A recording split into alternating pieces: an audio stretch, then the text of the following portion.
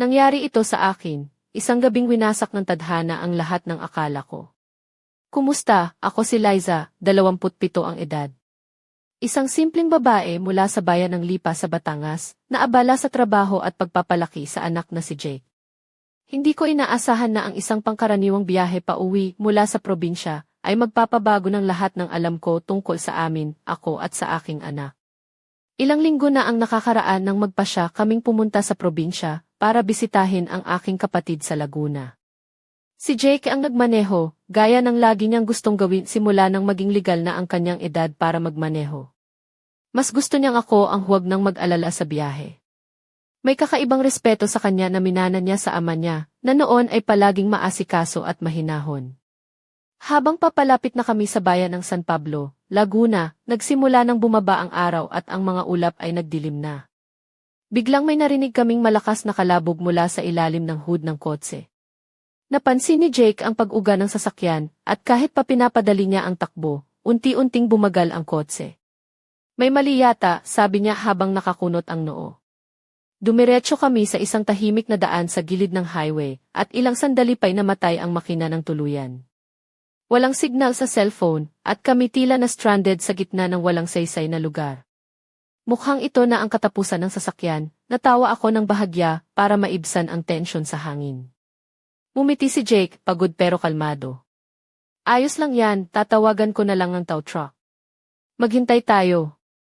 Lumabas siya ng sasakyan at itinaas ang telepono niya para makahanap ng signal. Habang nakaupo ako sa tabi niya sa passenger seat, naalala ko kung paano ako ang nag-alaga sa kanya noong bata pa siya, at ngayon siya ang nag-aalaga sa akin sa ganitong paraan.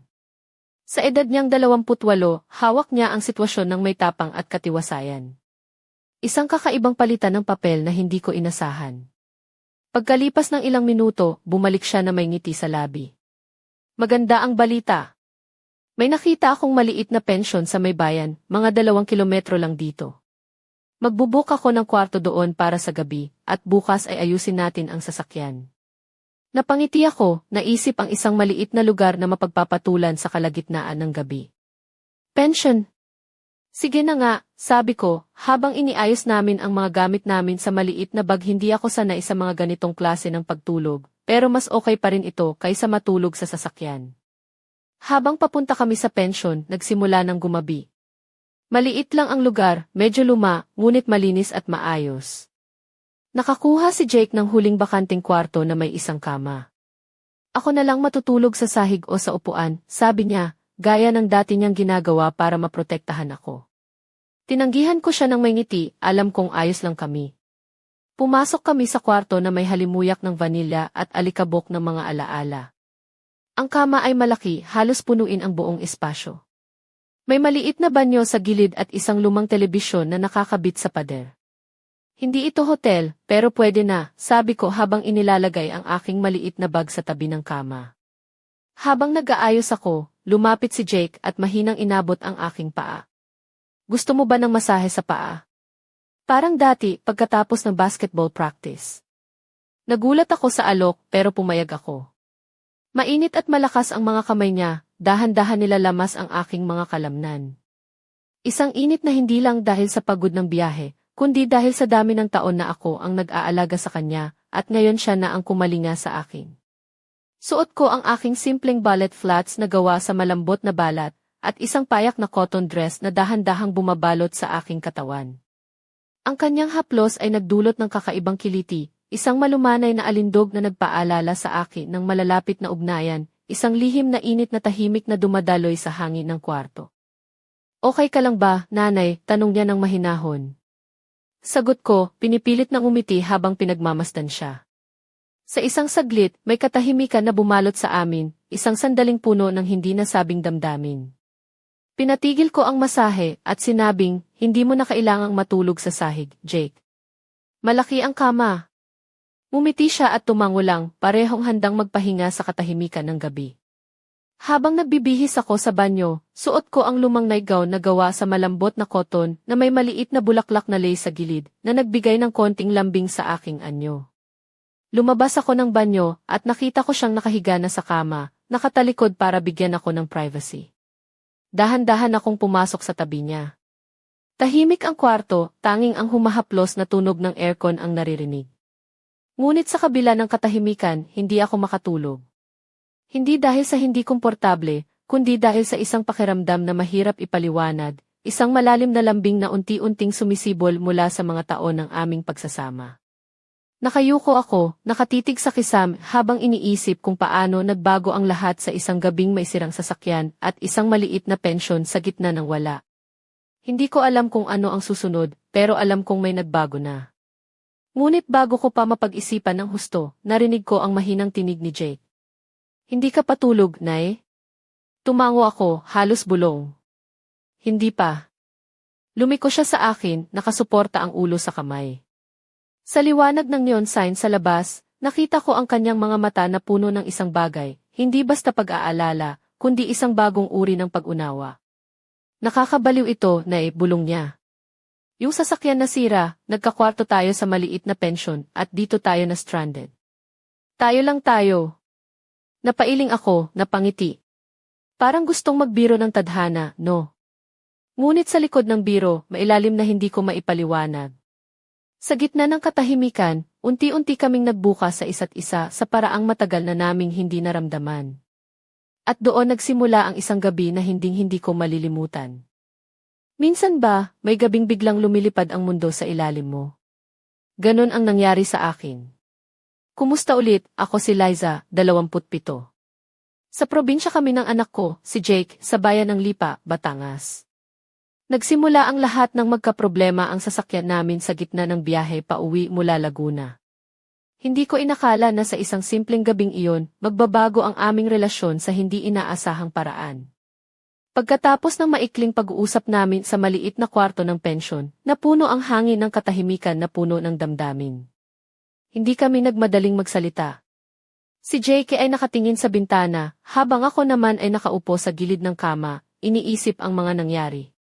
Napansin kong may kakaiba sa kanya, ang kanyang mga mata ay mailalim na dati hindi ko pa nakikita. Hindi ko maiwasang maalala noong bata pa siya, ang mga gabing siya ang natatakot sa unos, at ako ang nagluluwag ng kanyang mga takot. Ngayon, siya naman ang nag-aalaga sa akin, na parang ako ang maliit at siya ang matatag. Isang pagbabago na hindi ko inaasahan ngunit tinatanggap ko ng buong puso. Habang pinagmamasdan ko siya, napansin ko ang bawat detalye sa kanyang anyo, ang maitim niyang buhok na bahagyang nagkalat, ang mga braso niyang matipuno, at ang simpleng puting t-shirt na bahagyang nakatupi sa mga braso. Sa kabila ng pagiging matanda na niya, may kabataan pa rin siyang sumisiklab sa kanyang mga mata. Nilapitan niya ako ng dahan-dahan at muli niyang hinawakan ang aking kamay. Hindi ito basta hawak, kundi isang malambing na pagdampi na puno ng pangunawa at pagkalinga.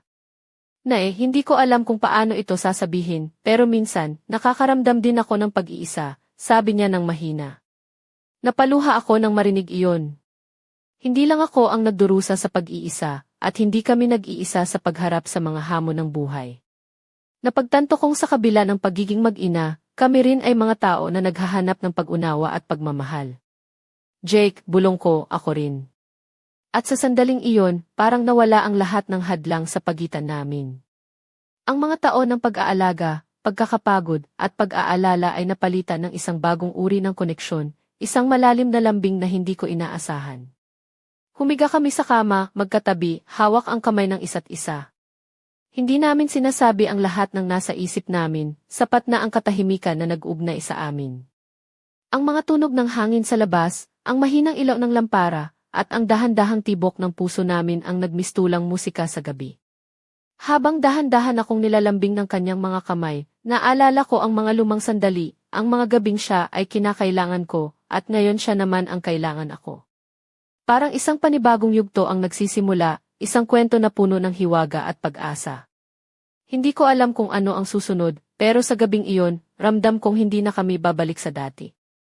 Ang aming relasyon ay nagbukas sa isang bagong daan, hindi lamang bilang mag-ina, kundi bilang dalawang taong nagmamahalan sa kakaibang paraan.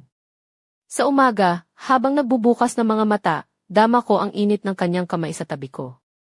Hindi ko maipaliwanag ang pakiramdam, pero alam kong ito ay simula pa lamang ng isang mahaba at masalimuot na paglalakbay na magbabago sa amin magpakailanman. Minsan, ang mga simpleng gabi ay nagiging pintuan ng mga lihim na di inaasahan. Ako si Liza, 27, isang ina mula sa Lipa, Batangas.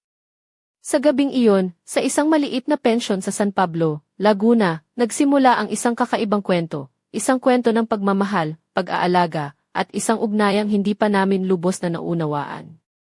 Habang papalalim ang gabi, naramdaman kong unti-unting nagbabago ang hangin sa pagitan namin ni Jake. Hindi na siya ang batang anak na kailangan ko pang alagaan, siya na ang nagdadala ng lambing at pag-aaruga na matagal ko nang hinahanap. Habang nakahiga sa kama, may mga sandali na naglalakbay ang isip ko sa nakaraan, ang mga araw na ako ang nagluluwag ng kanyang mga takot, ang mga gabing ako ang nagpapaligaya sa kanya. Ngayon, tila siya ang nagliligtas sa akin mula sa pagod at lungkot na dala ng mga taon ng pagiging isang ina at isang babae na madalas nakakalimot sa sarili. Sinubukan kong isipin kung paano namin haharapin ang mga pagbabagong ito. Hindi madali ang tanggapin na may mga damdamin na dahan-dahang sumisibol na maaaring magdulot ng gulo sa mga nakasanayan naming relasyon. Ngunit sa kabila ng lahat, naramdaman ko ang isang bagay na hindi ko pa naramdaman, isang malalim na pagkakaunawaan na mas malakas pa kaysa sa aming dugo. Si JK ay tahimik na nakatingin sa akin, ang kanyang mga mata ay punong-puno ng damdamin na parang may gustong sabihin ngunit natatakot. Nay, wika niya, alam kong kakaiba ito. Pero hindi ko kayang itago ang nararamdaman ko. Napahawak ako sa kanyang mga kamay, ang init ng kanyang balat ay nagbigay ng lakas sa akin. Ako rin, anak, sagot ko ng may bahagyang pag-aalinlangan. Habang nag-uusap kami, napagtanto ko na hindi kami nag-iisa sa mga ganitong damdamin. Ang buhay ay puno ng mga hindi inaasahang pagkakataon, mga sandaling nagbabago ng landas ng ating mga puso. Ang kwarto ay puno ng katahimikan, ngunit ang pagitan namin ay nagliliyab sa isang di mabilang na damdamin. Ang bawat haplos, bawat tingin ay nagdadala ng bagong kahulugan sa aming samahan. Sa mga sandaling iyon, nawala ang lahat ng takot at pagdududa. Ang tanging naroon ay ang dalawa naming puso na nag-uusap sa isang wika na tanging kami lang ang nakakaintindi. Hindi ko alam kung ano ang mangyayari bukas, ngunit alam kong ang gabing iyon ay isang simula ng isang kwento na puno ng hiwaga, pag-asa, at isang pag-ibig na hindi kayang ipaliwanag ng mga salita. Habang unti-unting natutulog kami, hawak pa rin namin ang mga kamay ng isa't isa, handang harapin ang anumang darating na bukas, magkasama, sa kabila ng lahat. Minsan, ang isang simpleng kalagayan ay nagiging simula ng isang hindi inaasahang paglalakbay. Ako si Liza, 27, isang ina mula sa bayan ng Lipa, Batangas. Ang gabing iyon sa isang maliit na pensyon sa San Pablo, Laguna ang nagbukas ng pinto para sa isang kwento na magbabago sa aming buhay ni Jake. Ang anak kong lalaki na ngayon ay lalaking matatag pero may dalang mga lihim at damdaming hindi ko pa lubos na naunawaan. Habang nagsimula na kaming magpahinga sa kwarto, napansin kong unti-unting bumaba ang tensyon sa pagitan namin. Si Jake ay nakatingin sa kisam habang ang kanyang mga kamay ay nakahawak sa akin. Ang malamlam na liwanag ng lampara ay nagbigay ng malambing na glow sa kanyang mga mata, na tila nagpapahiwatig ng mga salitang hindi niya masabi. Sa gitna ng katahimikan, unti-unti akong naalala ang mga gabing ako ang nag-aalaga sa kanya, ang pagdampi ng kanyang mga kamay sa akin, ang pag-iyak niya sa mga panahon ng pangungulila, at ang mga gabing siya ang nagpapasaya sa akin sa kabila ng pagod. Ngayon, tila siya ang nagbibigay ng lakas sa akin, isang papel na hindi ko inaasahan ngunit tinatanggap ko ng buong puso. Napailing ako nang maramdaman ko ang banayad na haplos niya sa aking balikat. Nay, bulong niya, alam kong mahirap ito para sa atin, pero gusto kong malaman mo na nandito lang ako. Hindi mo kailangang mag-isa. Napaluha ako, hindi dahil sa lungkot, kundi dahil sa tindi ng pagdamdam at pangunawa na naramdaman ko mula sa kanya. Ang mga taon ng pagiging ina, ng pag-aalaga ng mag-isa, ay biglang nagkaroon ng kapalit, isang pagkakaunawaan na mas malalim kaysa dugo. Muling niyakap ko siya ng mahigpit, at sa sandaling iyon, naramdaman kong hindi kami nag-iisa sa laban ng buhay. Ang aming mga puso ay nagsimula ng magsalita sa isang wika na tanging kami lang ang nakakaintindi, isang wika ng pagmamahal, pagtanggap at pag-asa. Hindi ko maipaliwanag ang mga damdaming bumalot sa akin, isang halo ng takot, pag-aalinlangan at pagnanasa na minsan ay tila labag sa lahat ng aking prinsipyo, ngunit hindi ko kayang itanggi ang init na dulot nito. Habang dahan-dahang humiga kami sa kama, hawak-hawak ang mga kamay, alam kong nagsisimula ang isang bagong yugto sa aming buhay. Isang yugto na puno ng mga tanong, ng paglalakbay, at marahil ng mga sagot na matagal na naming hinahanap.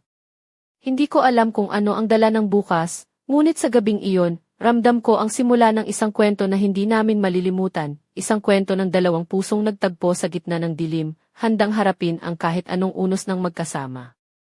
Minsan, isang gabi lang ang kayang baguhin ang takbo ng buhay mo nang hindi mo inaasahan.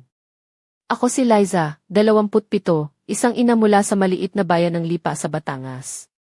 Sa gabing iyon sa isang lumang pensyon sa San Pablo, Laguna, nangyari ang isang bagay na magpapabago sa amin ni Jake, ang anak kong lalaki. Ang isang sirang sasakyan ay nagdala sa amin sa isang kwarto, kung saan unti-unting nabuksan ang pinto ng aming mga damdamin at lihim. Habang naglalakad kami papasok ng kwarto, si Jake ay may dalang maliit na bag na tila ba pinipilit niyang itago ang bigat ng kanyang nararamdaman. Naiisip ko kung paano niya ba rin nararamdaman ang pagkabagabag ng mga pangyayaring iyon, ang pagtingin sa akin bilang ina, bilang babae, bilang isang tao na matagal nang pinagdaanan ang mga pagsubok ng buhay. Pagpasok namin, nilapag niya ang bag sa tabi ng kama at inalis ang jacket niya, na nagpakita ng matipuno niyang mga braso at ang simpleng puting t-shirt na akmang-akma sa kanyang pangangatawan. Nakatingin siya sa akin nang maihalong kaba at pag-asa sa mga mata. Liza, tawag niya, gamit ang pangalan ko na matagal nang hindi niya binabanggit sa ganung paraan. Alam kong matagal na tayong hindi nag-usap ng ganito, pero hinihiling ko na pakinggan mo ako. Tumango ako, kahit na maihalong kaba ang dibdib ko. Alam kong may nais siyang sabihin, ngunit hindi ko rin tiyak kung handa ako. Ngunit sa kanyang mga mata, nakita ko ang katapatan at ang pangakong hindi niya ako sasaktan. Nay, malumanay niyang sambit, alam kong matagal mo na akong inalagaan, pero ngayon gusto kong alagaan ka rin. Hindi lang bilang anak, kundi bilang isang tao na nangangailangan ng pagmamahal at pag-unawa. Napaluha ako sa bigat ng kanyang mga salita. Hindi ito ang inaasahan kong marinig mula sa anak ko. Ngunit sa kabila ng lahat, naramdaman ko ang isang bagong uri ng pagmamahal, isang pagmamahal na hindi nasusukat sa dugo lamang, kundi sa lalim ng pagkakaunawaan at pagtanggap. Inabot ko ang kanyang kamay at sa sandaling iyon, nagtagpo ang aming mga puso. Hindi na kami simpleng ina at anak lamang, kami ay dalawang tao na naghahanap ng liwanag sa gitna ng dilim, ng init sa gitna ng lamig, ng pag-asa sa gitna ng pangungulila. Habang naupo kami sa gilid ng kama, napadaan ang mga alaala ng aming pinagsamahan, ang mga luha, ang mga tawa, ang mga gabi ng pag-aalaga at pangarap. At sa isang mahimbing na paghinga, naisip kong sa kabila ng lahat, kami ay handang harapin ang bagong kabanata ng aming kwento, magkasama. Hindi ko inakala na ang gabing iyon ay mag-iiwan sa akin ng ganitong kalituhan at pag-aalala. Ako si Liza, 27, isang ina mula sa bayan ng Lipa, Batangas, na abala sa trabaho at pagpapalaki ng anak. Subalit, sa maliit na pensyon sa San Pablo, Laguna, isang pangyayaring hindi inaasahan ang naganap, isang gabing nagbukas ng mga damdamin na matagal nang nakatago, na ngayon ay naglalaban sa loob ng puso ko. Pagkatapos ng aming pag-uusap ni Jake, napuno ako ng halo-halong emosyon. Hindi ko maintindihan kung paano nangyari ito, kung paano ang anak kong lalaki, na noon ay aking inaalagaan, ay ngayon ay nag-aalok ng pag-aaruga sa akin sa isang paraan na hindi ko pa naramdaman. Habang nakahiga ako sa kama, iniisip ko ang mga posibilidad at mga hadlang. Paano kung mali ang nararamdaman ko? Paano kung ang lahat ng ito ay isang ilusyon lamang, isang panandali ang pagkakaintindihan na mawawala pagdating ng umaga? Napakahirap tanggapin ang katotohanan na ang aming relasyon ay nagbabago, hindi na kami basta mag-ina lamang, kundi dalawang tao na may mga lihim at damdaming komplikado at minsang nakakabahala. Naaalala ko ang mga gabing ako ang nagpapalakas sa kanya, ang mga oras na ako ang nagdadala ng pag-asa sa kanyang mundo. Ngayon, siya naman ang nag-aalaga sa akin, na parang isang matatag na haligi na handang sumuporta sa akin sa kabila ng lahat. Sa kabila ng aking pagdududa, naramdaman ko ang init ng kanyang kamay na mahigpit na kumakapit sa akin. Ang kanyang mga mata ay puno ng pangunawa at pagmamahal, isang pagmamahal na hindi lamang bilang anak, kundi bilang isang tao na handang magbigay ng suporta at lakas. Hindi ko mapigilang mag-isip kung paano sana namin malalampasan ang mga pagsubok na ito. Ano ang sasabihin ng mga tao? Paano namin haharapin ang kinabukasan? Ngunit sa kabila ng lahat ng ito, may isang bagay na malinaw sa akin, hindi namin kailangang harapin ang lahat ng mag-isa. Habang dahan-dahang huminga, pinilit kong tanggapin ang mga damdamin na unti-unting sumisibol. Hindi ito madali, ngunit siguro, ito ay isang bagong simula, isang paglalakbay ng pag-ibig, pagtanggap at pag-asa na magdadala sa amin sa mas malalim na pagkakaunawaan. At sa sandaling iyon, habang hawak ang kamay ni Jake, nakaramdam ako ng kakaibang lakas, isang lakas na nagmumula sa pag-asa na kahit ano paman ang dumating, kaya naming harapin ito ng magkasama. Minsan, ang mga pangyayari na inaakala mong formal at kontrolado ay biglang sumabog sa isang hindi inaasahang sigla. Ako si Liza, 27, isang ina mula sa Lipa, Batangas. Sa gabing iyon sa maliit na pensyon sa San Pablo, Laguna, nangyari ang isang bagay na hindi ko inakala, isang lihim na unti-unting sumilip mula sa dilim ng aming mga damdamin. Habang kami ni Jake ay nakahiga sa kama, hawak ang mga kamay ng isa't isa, naramdaman ko ang bigat ng kanyang paghinga na tila mas mabilis kaysa dati. Ang kanyang mga mata ay nakatuon sa akin, puno ng kakaibang ningning na hindi ko pa nakikita. Bulong niya, may gusto akong sabihin. Hindi ito madali para sa akin, pero hindi ko na kayang itago. Napangiti ako ng bahagya, naghanda sa kung anuman ang sasabihin niya. Ngunit ang kanyang susunod na mga salita ang nagpaikot ng aking mundo. Hindi lang ito tungkol sa pagiging mag-ina natin. May mga bagay na hindi ko maintindihan tungkol sa sarili ko, pero nararamdaman ko ang isang bagay na mas malalim. Hindi ko maipaliwanag, pero gusto kong maging mas malapit sa'yo, hindi lang bilang anak. Ang mga salitang iyon ay parang kidlat na tumama sa aking dibdib. Hindi ko inaasahan na marinig mula sa anak ko ang ganitong pahayag, isang pahayag na nagbukas ng mga pintuan ng pagdududa, takot, at isang kakaibang pagnanasa na matagal ko nang nililihim sa sarili. Nahila ako ng isang bagyong di maipaliwanag, ang puso ko ay nagduduwal sa kalituhan, ngunit sa kabilang dako ay may init na unti-unting kumakalat sa buong katawan ko. Napawi ang lahat ng katahimikan sa kwarto nang dahan-dahang lumapit si Jake sa akin, ang kanyang mga mata ay puno ng pag-asa at pangamba. Alam kong ito ay labag sa lahat ng ating mga prinsipyo, pero hindi ko na kayang itago ang nararamdaman ko. Patawarin mo ako kung nagdudulot ako ng sakit, pero kailangan kong maging tapat.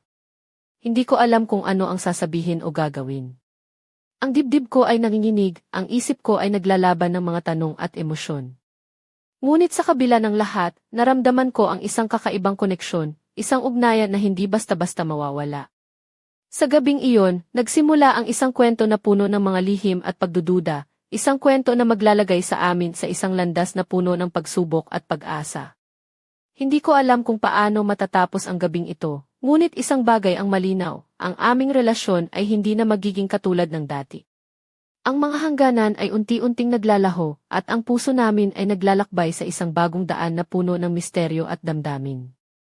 May mga sandali sa buhay na parang bumabagsak ang mundo mo, at sa gitna ng pagkawasak, may liwanag na hindi mo inaasahan. Ako si Liza, 27, isang ina mula sa bayan ng Lipa, Batangas. Sa maliit na pensyon sa San Pablo, Laguna, naganap ang isang gabing nagbukas ng mga pintuan ng damdamin na matagal ko nang tinatago. Pagkatapos ng matinding pag-amin ni Jake, naramdaman ko ang bigat ng kanyang mga salita na bumalot sa buong kwarto. Ngunit sa halip na umatras, unti-unti akong lumapit sa kanya, ang damdamin ay naghalo ng takot, pag-aalinlangan, at isang kakaibang init na hindi ko maipaliwanag. Jake, mahina kong tinawag ang kanyang pangalan, hindi ko alam kung paano haharapin ito, pero nararamdaman ko rin ang isang bagay na matagal ko nang tinatago. Napatingin siya sa akin, may halong pag-asa at takot sa mga mata. Gusto kong malaman mo na hindi ito tungkol sa paglabag o kasalanan. Ito ay tungkol sa pagkilala sa ating mga puso, sa mga damdaming matagal na nating inilihim. Habang magkatabi kami sa kama, unti-unting nawala ang mga pader ng pag-aalinlangan. Ang bawat haplos, bawat tingin, ay nagdala ng kakaibang lambing at init na hindi ko inaasahan. Napagtanto ko na ang aming relasyon ay hindi na basta mag-ina lamang. Ito ay naging isang masalimuot na kwento ng pag-ibig, ng pag-aalaga, at ng pangunawa na lumalampas sa lahat ng mga hangganan na dati naming pinaniniwalaan. Ngunit ang bawat sandali ng kaligayahan ay may kaakibat na takot. Takot na baka kami mabigo, takot na baka ang mundo ay hindi handa sa aming kwento, at takot na baka ang aming mga puso ay masaktan. Ngunit sa kabila ng lahat, pinili naming yakapin ang bawat sandali ng magkasama. Sa mga bisig ng isa't isa, natagpuan namin ang lakas upang harapin ang mga hamon na darating. Habang unti-unting lumalalim ang gabi, naramdaman ko ang isang bagong uri ng kapayapaan. Isang kapayapaan na nagmumula sa pagtanggap at pagmamahal, kahit na ito ay kakaiba at mahirap intindihin. Ang aming kwento ay nagsimula sa isang sirang sasakyan at isang maliit na pensyon, ngunit ito ay naging simula ng isang paglalakbay na puno ng mga lihim, pangarap at pag-asa na hindi namin inaasahan. Hindi ko alam kung ano ang magiging bukas, ngunit sa gabing iyon, ramdam ko ang isang pagbabago na magpapabago sa amin magpakailanman. Minsan, ang isang gabing puno ng lihim ay nagiging sandali ng walang hanggang alaala. Ako si Liza, 27, isang ina mula sa Lipa, Batangas. Sa maliit na pensyon sa San Pablo, Laguna, ang gabing iyon ay naging simula ng isang kwento na hindi ko makakalimutan. Habang unti-unting lumalalim ang gabi, ang kwarto ay napuno ng kakaibang enerhiya, isang halo ng init, takot, at pagnanasang matagal nang itinago sa ilalim ng mga taon ng responsibilidad at pag-aalaga. Ang mga kamay namin ni Jake ay nagtagpo, ang mga mata ay nag-usap ng hindi nagsasalita. Ang init ng kanyang haplos ay dumaloy sa aking balat, nagdulot ng isang sensasyong hindi ko maipaliwanag pero lubos kong naramdaman. Sa bawat sandali, ang aming mga damdamin ay naging mas matindi, mas malalim. Hindi na ito simpleng pagmamahal ng ina at anak, kundi isang bagay na masalimuot, puno ng mga emosyon na naglalakbay sa pagitan ng pagkakaunawaan at pagnanasa. Naramdaman ko ang tibok ng puso ko na lumalakas, ang paghinga na nagiging mas mabilis, ang init na unti-unting kumakalat sa buong katawan. Para bang ang oras ay huminto at kami lang ang umiiral sa isang mundo na puno ng lihim at pangako. Ang bawat haplos ay nagdala ng kakaibang kiliti, isang lambing na tila ba isang lihim na sulyap sa isang panibagong mundo, isang mundo kung saan ang aming mga puso ay nagsimula ng magsalita ng may tapang at katapatan. Ngunit sa kabila ng init at lambing, may kaakibat na takot, takot sa kung ano ang maaaring mangyari, takot sa paglabag sa mga hangganan ng lipunan, at takot sa mga pagbabagong dala ng damdaming ito. Ngunit hindi namin piniling umatras. Sa halip, pinili naming yakapin ang bawat sandali, bawat haplos, at bawat paghinga na nag-ugnay sa amin sa isang paraan na hindi namin inaasahan. Ang gabing iyon ay naging isang obra maestra ng damdamin, isang simula ng isang kwento na puno ng pag-ibig, pag-aalaga, at mga lihim na kailangang tuklasin. Hindi ko alam kung ano ang mangyayari sa amin, ngunit isang bagay ang sigurado, ang gabing iyon ay nag-iwan ng bakas sa puso ko na hindi kailanman mawawala.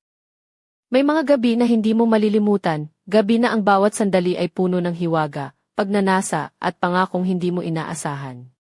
Ako si Liza, 27, mula sa maliit na bayan ng Lipa, Batangas. Sa simpleng pensyon sa San Pablo, Laguna, ang gabing iyon ay nagbukas ng pinto ng isang bagong mundo para sa akin at sa anak kong si Jake. Nang magbukang liwayway, ang liwanag ng araw ay dahan-dahang pumapasok sa aming kwarto, hinaplos ang bawat sulok na dati puno ng mga lihim at damdaming naglalaban.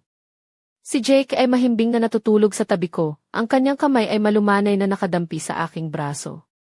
Sa unang pagkakataon sa mahabang panahon, naramdaman ko ang kapayapaan, isang kapayapaan na nagmumula sa pagtanggap sa sarili, sa mga damdaming mahirap ipaliwanag, at sa katotohanang hindi na kami mag-isa sa laban ng buhay. Habang nag-aayos kami para umalis ng pensyon, nagmasid kami sa mga simpleng bagay, ang amoy ng kape sa maliit na kainan sa kanto, ang mga naglalakihang puno sa paligid, at ang tahimik na ngiti ni Jake na tila may taglay na hiwaga. Sa paglalakbay pabalik sa Lipa, napansin ko ang banayad na pagdampi ng kanyang hinlalaki sa aking kamay sa gitna ng katahimikan. Hindi ko ito tinanggal, hindi ko ito itinakwil. Sa halip, pinili kong yakapin ang bagong damdaming iyon, isang damdamin na nagsimula sa isang gabing puno ng mga pagsubok at nagtapos sa pag-ibig na higit pa sa inaasahan. Hindi namin pinag-usapan ng malakas ang nangyari, hindi namin kailangang ipaliwanag ang mga damdamin na namamagitan sa amin. Ang aming mga puso ay nagsalita na para sa amin, sa isang wika na tanging kami lang ang nakakaintindi. Habang papalapit kami sa aming tahanan, alam kong ang buhay namin ay hindi na magiging katulad ng dati. Ang gabi ng sirang sasakyan at maliit na pensyon ay nag-iwan ng marka, isang marka ng pagbabago, ng pag-asa, at ng isang lihim na pag-ibig na patuloy na bubuksan sa mga susunod na araw. At sa puso ko, may isang tanong na patuloy na bumabalot, Ano kaya ang susunod na kabanata ng aming kwento? Ang sagot ay nasa hangin, naghihintay na tuklasin. Ngunit isang bagay ang tiyak, ang kwento namin ay hindi pa tapos, at ang bawat sandali ay puno ng pangakong magpapatuloy. Sa pagtatapos ng gabing iyon, habang nakatingin ako sa lumilipas na sasakyan ni Jake, naramdaman ko ang pag-asa na ang aming paglalakbay ay magsisimula pa lamang, isang paglalakbay na puno ng lihim, pagmamahal, at isang init na hindi ko pa naramdaman kailanman.